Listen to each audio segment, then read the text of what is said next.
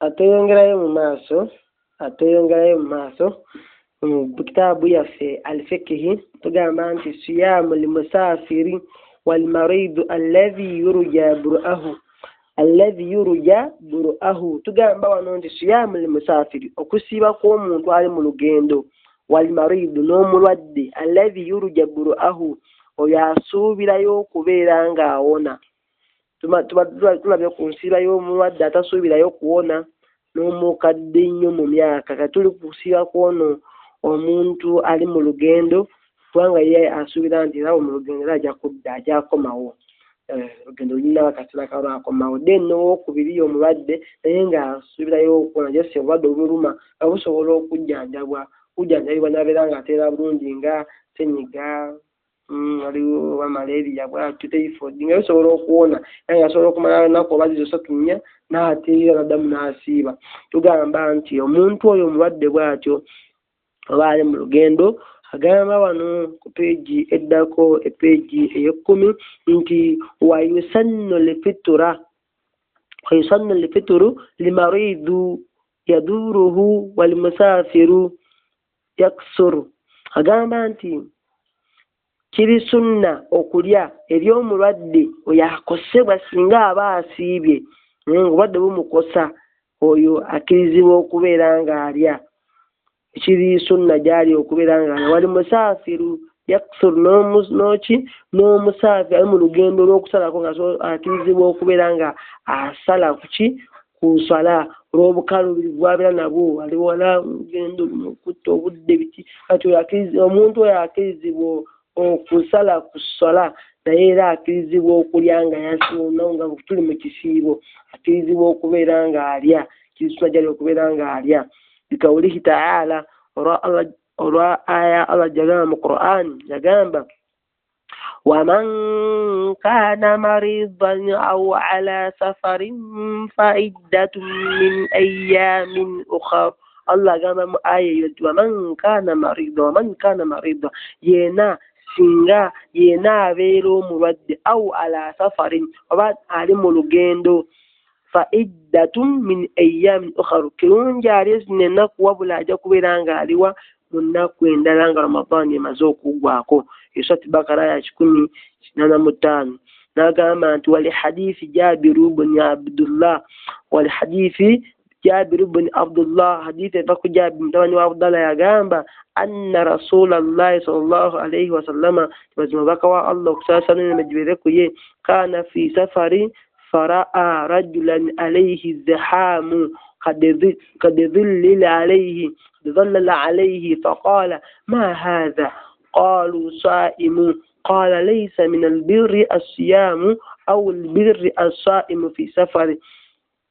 رواه أحمد إسناده صحيح على شرط الشيخين. خجام بوانونتي نبي في هذه ابن جابر يريبوتينغان طبعا عبد الله يريبوتينغان أجامبا انت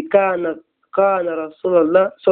نبي في محمد كان في سفر يعني ملوجيندو فرأى رجلا نلب ومسالنجرو مسجى عليه زحام جدكو abantu bamwezirunguddeko bamutaddeko akasaako nga bamwetoolodde bwe bati zihamu kad dhallala alayhi nga bagezaako okumusiikiriza abakutte ebisaanyiiko abakoze ekigambulera nga basiikiriza omuntu oyo nga alengera ajja omusajja nga akavuyo kajja naye nga omusajja omu agezaako okumusiikiriza. فقال بنا جنب ما هذا شيشو قالوا نبى جنب صائم ويومسيبي قال نبينا دمنا جنب ليس من البر سجام بيسا الصيام أو البر الصائم في سفر صيام تشيندي ليس من البر الصيام في سفر techicha sichamu mpisa kusiba ngo oli mu lugendo ng'otambula oli mu lusafari tokiza kwera ngo sibato yagamba era waliwo nabagamba luli abansomeseri abamarkazi agazi nabi yatuka mu yali mu Iraq namugamba hal min burri al-siyam fi safari sinte chigambe chinawani kabisa mlimu wao walihiburu tabina wadamu laysa min al-birri as-siyam fi safari so ntishichamu mpiso mundu okusibanga ali mu lugendo au al-birri as-sa'im fi safari oba obulungi okusiira ng'oli mu lugendo kyo omuntu ali mu lugendo kirungi era ng'okaluubirizibwa kati ng'oyo yawulira ng'enkalamata emutta bali basugizako omusikiriza tagwa ng'agudde ebugumu omusana gwaka kyokka ali mu lugendo tanywe mazzi nebagezaako nga bamusikiriza. So tugamba wano eno nti omuntu ali mu lugendo kiri sunna gyali okubeera ng'alya era n'agamba nti isnaaduhu sahihi sanadi yayo ntuufu ala sharuti asheikhaini oba kakwakezo kaki k'abasheekhe baffe babiri bali ba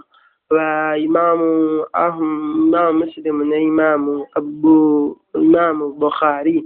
natugamba nti wa ani abdallah ibn umar radiyallahu anhuma marfu'an ne hadithi endala ng'eva ku abdallah mutabani wa umara hadithi eyo ng'eva marfu'a nti etuukira ddala ku nabbi muhammadi agamba nti inna allaha tabaraka wa ta'ala yuhibbu an tu'ta rukhsahu kama yakrahu an tu'ta ma'asiyatihi. agamba wano nti Allah subhanahu wa ta'ala yuhibbu an tu'ta rukhsahu ayagala nnyo omuntu atwala rukhsa gy'abamuwadde nti Allah waakuwa ofa gitwale waba akuwadde chansi yonna gikozese waba akkiriza okulya ng'oli mu lugendo lya kisinga okubeekulunja Allah akuwadde rukhsa akuwadde option akuwadde olukusa yoyita rukusa akuwadde olukusa olulya ng'oli mu lugendo so lukozesa olukusa olwo. Allah agamba no Ibn Umar nti omuntu yenna Allah waba amuwadde rukusa oba ng'akuwadde obuki chance gikozese n'agamba wano nti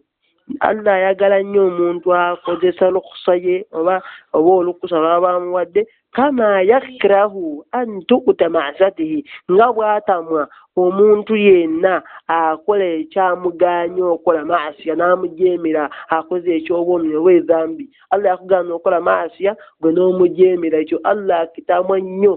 nga bw'ayagala omuntu akozesa olukusa lwaba amuwadde. rawahu ahmada hadithi eyo yaripotingibwa imamu ahmada. بارك الله فيكم وجزاكم الله خيرا في الدنيا والآخرة.